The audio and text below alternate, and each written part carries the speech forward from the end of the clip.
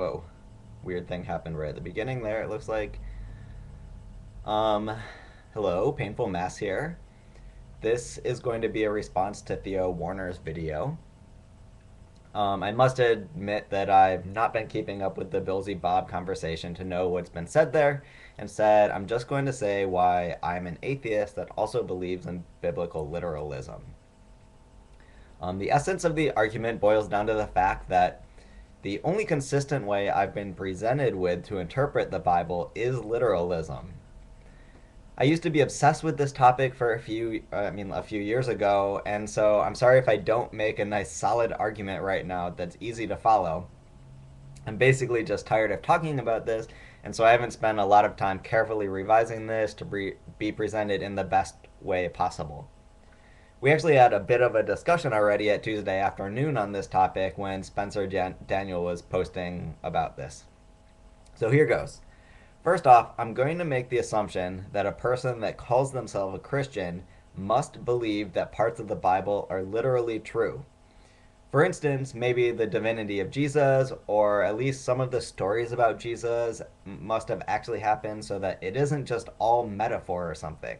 Because if everything in the Bible were metaphor and parable, and the only point was to get wisdom about situations in your own life, then you have no reason to prefer the Bible over, say, War and Peace or any other work of great literature that can give you the same thing. And so there's no reason to really call yourself a Christian at that point. So we've established that there are things that need to be taken as literally true. And I hope that's not, controversial.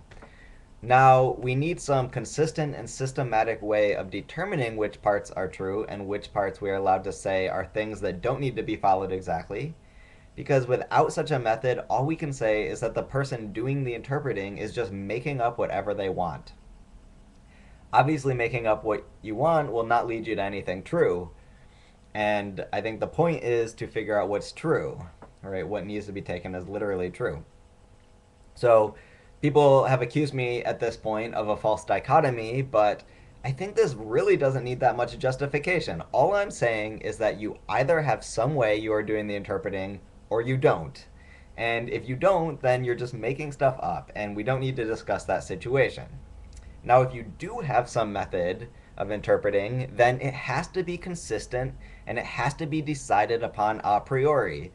Otherwise, again, making all sorts of exceptions as you go along or figuring it out as you go along is just allowing you to make up whatever you want.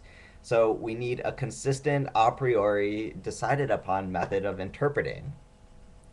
The problem now is that I've never been presented in all my years discussing this with an actual method for interpretation that successfully gets rid of all of the obvious nonsense like owning slaves or literal Adam and Eve, but still keeps things like the divinity of Jesus.